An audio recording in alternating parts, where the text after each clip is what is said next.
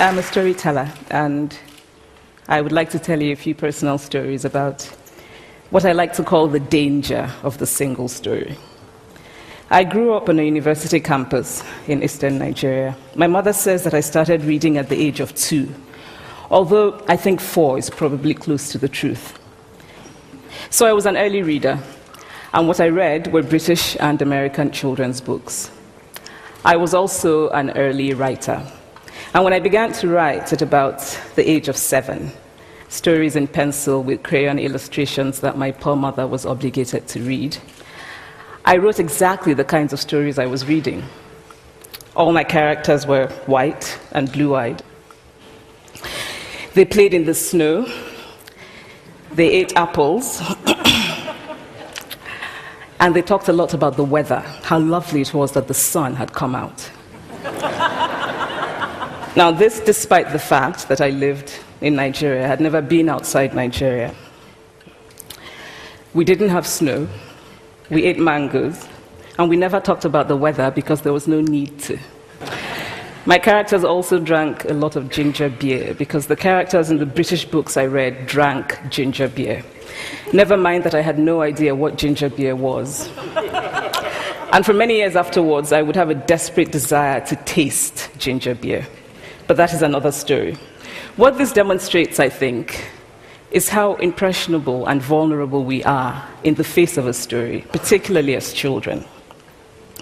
Because all I had read were books in which characters were foreign, I had become convinced that books, by their very nature, had to have foreigners in them and had to be about things with which I could not personally identify. Now, things changed when I discovered African books. There weren't many of them available, and they weren't quite as easy to find as the foreign books, but because of writers like Chinua Achebe and Kamaralaye, I went through a mental shift in my perception of literature. I realized that people like me, girls with skin the color of chocolate, whose kinky hair could not form ponytails, could also exist in literature. I started to write about things I recognized. Now, I loved those American and British books I read. They stirred my imagination. They opened up new worlds for me. But the unintended consequence was that I did not know that people like me could exist in literature. So what the discovery of African writers did for me was this. It saved me from having a single story of what books are. I come from a conventional middle-class Nigerian family. My father was a professor. My mother was an administrator. And so we had, as was the norm, live-in domestic help who would often come from nearby rural villages. So the year I turned 8, we got a new houseboy. His name was Fide. The only thing my mother told us about him was that his family was very poor. My mother sent yams and rice and our old clothes to his family. And when I didn't finish my dinner, my mother would say, "Finish your food. Don't you know people like Fide's family have nothing?" So I felt enormous pity for Fide's family. Then one Saturday, we went to his village to visit. And his mother showed us a beautifully patterned basket made of dyed raffia that his brother had made. I was startled. It had not occurred to me that anybody in his family could actually make something. All I had heard about them was how poor they were, so that it had become impossible for me to see them as anything else but poor. Their poverty was my single story of them. Years later, I thought about this when I left Nigeria to go to university in the United States. I was 19. My American roommate was shocked by me. She asked where I had learned to speak English so well and was confused when I said that Nigeria happened to have English as its official language. She asked if she could listen to what she called my tribal music and was consequently very disappointed when I produced my tape of Mariah Carey. She assumed that I did not know how to use a stove. What struck me was this. She had felt sorry for me even before she saw me. Her default position toward me, as an African, was a kind of patronizing, well-meaning pity. My roommate had a single story of Africa, a single story of catastrophe. In this single story, there was no possibility of Africans being similar to her in any way, no possibility of feelings more complex than pity, no possibility of a connection as human equals. I must say that before I went to the US, I didn't consciously identify as African. But in the US, whenever Africa came up, people turned to me, never mind that I knew nothing about places like Namibia. But I did come to embrace this new identity, and in many ways I think of myself now as African, although I still get quite irritable when Africa is referred to as a country, the most recent example being my otherwise wonderful flight from Lagos 2 days ago, in which there was an announcement on the Virgin flight about their charity walk in India, Africa, and other countries. So after I had spent some years in the US as an African, I began to understand my roommate's response to me.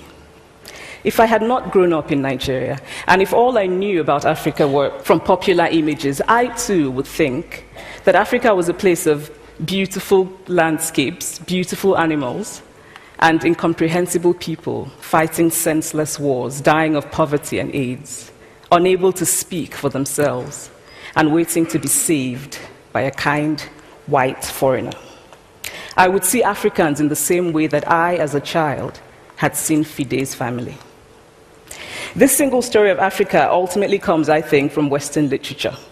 Now, here's a quote from the writing of a London merchant called John Locke, who sailed to West Africa in 1561 and kept a fascinating account of his voyage.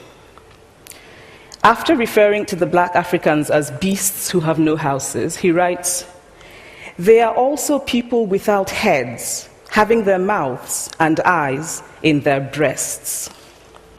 Now, I've laughed every time I've read this, and one must admire the imagination of John Locke. But what is important about his writing is that it represents the beginning of a tradition of telling African stories in the West, a tradition of sub-Saharan Africa as a place of negatives, of difference, of darkness, of people who, in the words of the wonderful poet Rudyard Kipling, are half devil, half child. And so I began to realize that my American roommate must have, throughout her life, seen and heard different versions of this single story. As had a professor who once told me that my novel was not authentically African. Now, I was quite willing to contend that there were a number of things wrong with the novel, that it had failed in a number of places, but I had not quite imagined that it had failed at achieving something called African authenticity. In fact, I did not know what African authenticity was. The professor told me that my characters were too much like him, an educated and middle-class man. My characters drove cars. They were not starving. Therefore, they were not authentically African. But I must quickly add that I, too, am just as guilty on the question of the single story. A few years ago, I visited Mexico from the US. The political climate in the US at the time was tense, and there were debates going on about immigration. And, as often happens in America, immigration became synonymous with Mexicans. There were endless stories of Mexicans as people who were fleecing the healthcare system, sneaking across the border, being arrested at the border, that sort of thing. I remember walking around on my first day in Guadalajara, watching the people going to work, rolling up tortillas in the marketplace, smoking, laughing. I remember first feeling slight surprise, and then I was overwhelmed with shame. I realized that I had been so immersed in the media coverage of Mexicans that they had become one thing in my mind, the abject immigrant. I had bought into the single story of Mexicans, and I could not have been more ashamed of myself. So that is how to create a single story. Show a people as one thing, as only one thing, over and over again, and that is what they become.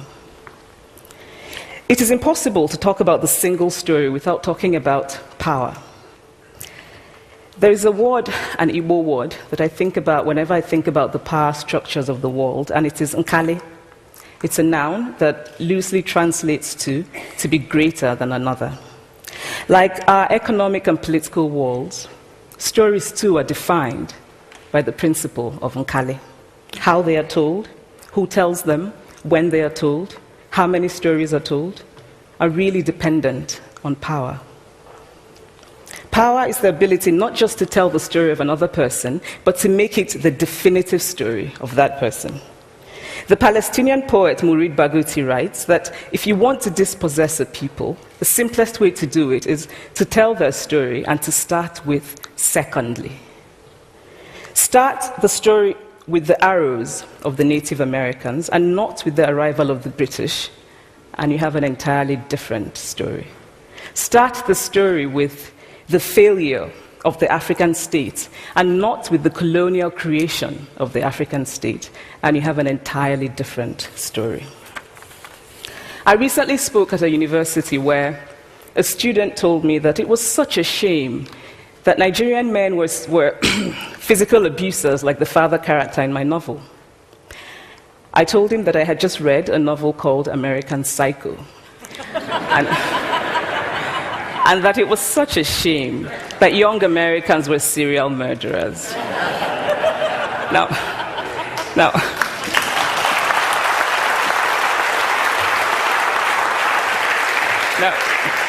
obviously, I said this in a fit of mild irritation, but it would never have occurred to me to think that just because I had read a novel in which a character was a serial killer, that he was somehow representative of all Americans. And now this is not because I'm a better person than that student, but because of America's cultural and economic power. I had many stories of America. I had read Tyler, Updike, and Steinbeck, and Gateskill. I did not have a single story of America. When I learned some years ago that writers were expected to have had really unhappy childhoods to be successful, I began to think about how I could invent horrible things my parents had done to me. But the truth is that I had a very happy childhood, full of laughter and love, in a very close-knit family. But I also had grandfathers who died in refugee camps. My cousin, Polly, died because he could not get adequate health care. One of my closest friends, Ukuloma, died in a plane crash because our fire trucks did not have water. I grew up under repressive military governments that devalued education so that sometimes my parents were not paid their salaries. And so as a child, I saw jam disappear from the breakfast table. Then margarine disappeared. Then bread became too expensive. Then milk became rationed. And most of all, a kind of normalized political fear invaded our lives. All of these stories make me who I am. But to insist on only these negative stories is to flatten my experience and to overlook the many other stories that formed me. The single story creates stereotypes, and the problem with stereotypes is not that they are untrue, but that they are incomplete. They make one story become the only story. Of course, Africa is a continent full of catastrophes, the immense ones, such as the horrific rapes in Congo, and depressing ones, such as the fact that 5,000 people apply for one job vacancy in Nigeria. But there are other stories that are not about catastrophe, and it is very important, it is just as important to talk about them. I've always felt that it is impossible to engage properly with a place or a person without engaging with all of the stories of that place and that person. The consequence of the single story is this: it robs people of dignity. It makes our recognition of our equal humanity difficult. It emphasizes how we are different rather than how we are similar.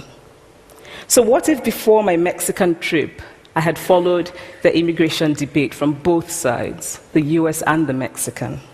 What if my mother had told us that Fide's family was poor and hardworking?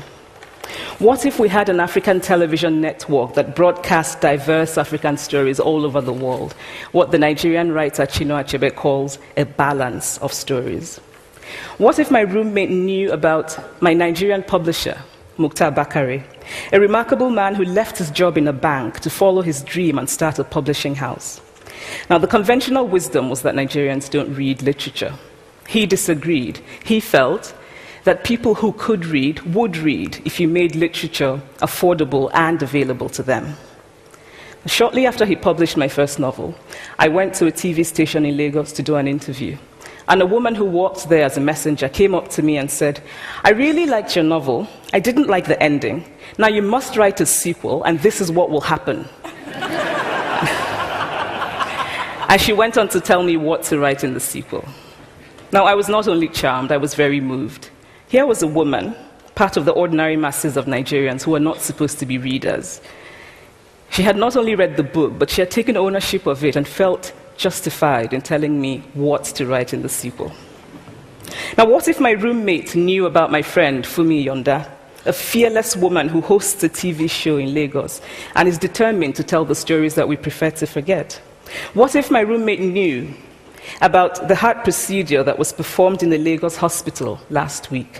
What if my roommate knew about contemporary Nigerian music, talented people singing in English and Pidgin and Igbo and Yoruba and Ijo, mixing influences from Jay-Z to Fela to Bob Marley to their grandfathers? What if my roommate knew about the female lawyer who recently went to court in Nigeria to challenge a ridiculous law that required women to get their husband's consent before renewing their passports? What if my roommate knew about Nollywood, full of innovative people making films despite great technical odds, films so popular that they really are the best example of Nigerians consuming what they produce? What if my roommate knew about my wonderfully ambitious hair braider who has just started her own business selling hair extensions?